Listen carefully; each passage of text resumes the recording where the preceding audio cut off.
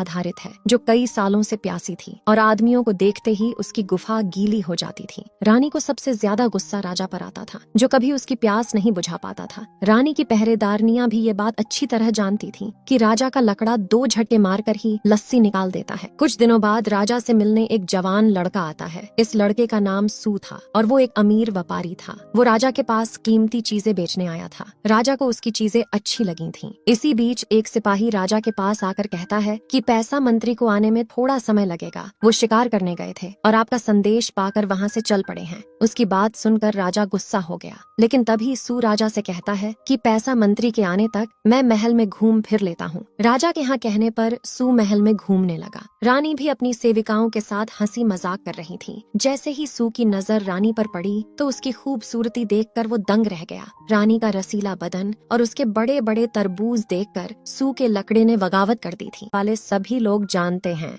कि बूढ़ा राजा रानी को खुश नहीं कर पाता। लुई की बात सुनकर सू की आंखों में चमक आ गई थी। थोड़ी देर बाद सू फिर राजा के पास पहुंच चुका था। राजा ने उसकी कीमती चीजें रख ली थीं और सू अब पैसे लेकर यहाँ से जाना चाहता था। उसने जब राजा से पैसे मांगे तो राजा उसका मजाक उड़ाने लगा। राजा की हरकत देखकर सू को बहुत गुस्सा आता है और वो वहाँ से चला जाता है। वैसे सू एक जादूगर था। वो हर जगह उड़कर ही आता जाता था। सू ने ये बात किसी को नहीं बताई थी क्योंकि वो अपने जादू का इस्तेमाल अपने व्यापार में भी करता था। इस समय सू अपने घर में था और उसे बार बार रानी की याद सता रही थी। दूसरी तरफ रानी राजा का इंतजार कर रही थी और जल्द ही राजा अपनी रानी के पास पहुंच जाता है। हमेशा की तरह आज भी राजा के लकड़े ने 2 झटके मारकर ही लस्सी निकाल दी थी, जिस कारण रानी एक बार फिर राजा पर बहुत गुस्सा करती है। वो गुस्से में आकर राजा को भला बुरा कहने लगी, जिसके बाद राजा वहाँ से चला गया। पहरेदारनियों को भी पता चल गया था कि आज भी राजा रानी की गुफा के आगे हार गया। अगले दिन सू महल के पास पहुँच गया। वो यहाँ आकर अपने जादू का इस्तेमाल करने लगा, जिससे महल में तेज हवा चलने लगी। ये हवा इतनी तेज थी कि सभी लोग मुश्किल से खड़े हो पा रहे थे। सू यहाँ राजा से बदला लेने के साथ साथ कुछ और भी करने आया था। देखते ही देखते वो रानी के पास पहुँच जाता है। उसे अपने इतना करीब देखकर रानी इतना डर गई कि बेहोश ही हो जाती है। पहरेदारनियां सू को रानी से दूर जाने को कहती हैं, लेकिन सू उनकी बात नहीं सुनता। राजा ने उसका कीमती सामान चुराया था और अब सू भी उसकी रानी उठाकर भाग जाता है। उसके जाते ही तेज हवा भी चलनी बंद हो गई। पहरेदारनियां जल्दी जल्दी राजा के पास जाकर उसे बताती हैं कि सू रानी को उठाकर भाग गया। उधर रानी को सू के घर में होश आ चुका था। खुद को अनजान जगह पर पाकर रानी बहुत डर गई थी। उसे कुछ समझ नहीं आ रहा था कि वो कहाँ है।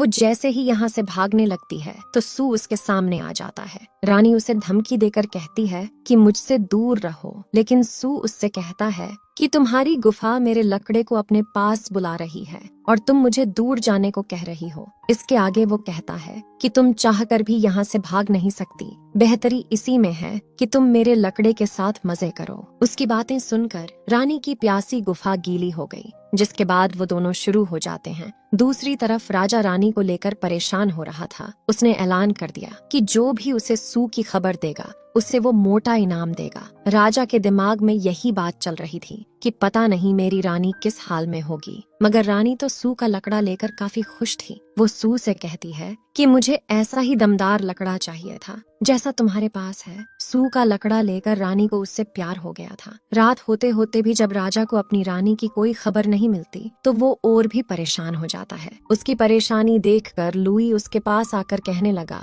कि मुझसे आपकी परेशानी देखी नहीं जा रही, मैं खुद रानी को खोजने की कोशिश करूंगा। उसकी बात सुनकर राजा उससे कहता है कि तुम कुछ भी करो, बस मुझे मेरी रानी मेरे पास चाहिए। अगले दिन सू और रानी बातें कर रहे थे। सू रानी को बताता है कि आज मैं राजा के पास जाने वाला हूँ ताकि उससे अपने पैसे ले सकूं। उसकी बात सुनकर रानी परेशान हो गई। वो उसे रोकना चाहती थी, लेकिन सू उसकी एक नहीं सुनता। थोड़ी ही देर बाद सू राजा के महल में पहुंच गया। वो राजा को सब बताकर कहता है कि मेरे जादू के सामने तुम टिक नहीं पाओगे, मुझे मेरा पैसा चाहिए, उसी के बाद मैं तुम्हारी रानी वापस करूंगा। लुई भी उनके पास बैठा सारी बातें सुन रहा था और सू की बातें सुनकर वो वहाँ से चला जाता है। बाहर आकर उसने खुद को गायब कर लिया। दरअसल लुई भी थोड़ा बहुत जादू जानता था और वो जरूरत पड़ने पर ही अपने जादू का इस्तेमाल करता था। अंदर राजा सू से थोड़ा समय मांगता है ताकि वो पैसों का इंतजाम कर सके। सू उसकी बात सुनकर वहां से चला जाता है। थोड़ी ही देर बाद सू फिर से रानी के पास पहुंचकर उसकी गुफा के मजे लेने लगा। लुई भी उसके घर तक पहुंच गया था और वो छुपकर उन दोनों को देखने लगा। लुई ने गायब होकर सू का पीछा किया था और उसका पीछा करके ही वो यहाँ तक पहुंचा था। कुछ देर बाद सू कहीं चला गया और रानी आराम करने लगी। इसी बीच रानी कोई आवाज सुनकर जब अपनी आंख खोलती है तो उसे अपने सामने लुई नजर आता है। लुई को देखकर रानी बहुत खुश हो गई। वो उसे सब बताती है कि सू मुझे उठाकर यहाँ ले आया था। उसकी बात सुनकर लुई कहने लगा कि मुझे सब पता चल चुका है और मैं ये भी जानता हूँ कि तुम सू का लकड़ा लेकर बहुत खुश हो। लुई की बात सुनकर पहले तो रानी शर्मा जाती है, लेकिन फिर आगे कहती है कि मुझे एक दमदार लकड़े की जरूरत थी क्योंकि राजा का लकड़ा तो बेकार था। मुझे सू से प्यार हो गया है और मैं अब उसी के साथ रहना चाहती हूँ। ये सुनकर लुई उसे बताता है कि सू राजा से पैसे लेकर तुम्हें वापस महल में छोड़ देगा। वो तुम्हें धोखा दे रहा है क्योंकि वो सिर्फ पैसों से प्यार करता है। लुई की बात सुनकर रानी हैरान हो गई थी। लुई अब कहता है कि मैं भी तुमसे बहुत प्यार करता हूँ और मेरा लकड़ा सू से भी बड़ा है। इतना कहकर वो रानी को लिटाकर उसकी गुफा में अपना लकड़ा घुसा देता है। लुई की बात बिल्कुल सच थी। उसका बड़ा सा लकड़ा लेकर रानी बहुत खुश हो गई थी। उधर बेचारे राजा को डरावने सपने आ रहे थे। उसे डर था कि पता नहीं सू बेचारी रानी की गुफा के साथ क्या क्या करेगा। वैसे राजा का डर सही था क्योंकि रात होते होते सू ने अपना लकड़ा रानी की गुफा में घुसा दिया था। अगले दिन जब सू कहीं बाहर चला गया तो लुई रानी के पास आकर शुरू हो गया। लस्सी निकालने के बाद वो रानी से कहने लगा कि जब सू राजा से पैसे लेकर जाएगा तो मैं उसे घेर कर मार दूंगा। थोड़ी ही देर बाद सू राजा के पास पैसे लेने पहुंच गया। वो जब राजा से पैसे मांगता है तो राजा उससे अपनी रानी मांगता है। राजा की बात सुनकर सू को गुस्सा आ गया और वो महल की तबीयत खराब हो जाती है। रानी के कारण राजा कई दिनों से परेशान था, इसीलिए उसकी तबीयत खराब हुई थी। महल में कई दिनों तक राजा का इलाज चलता है, लेकिन राजा की हालत में कोई सुधार नहीं होता। अपनी मौत को करीब देखकर वो लुई को अपने पास बुलाकर कहता है कि जिस दिन तुमने सू को मार दिया उसी दिन तुम राजा बन जाओगे। इतना कहकर राजा ने दम तोड़ दिया। अगले ही दिन लुई अपनी सेना को साथ ले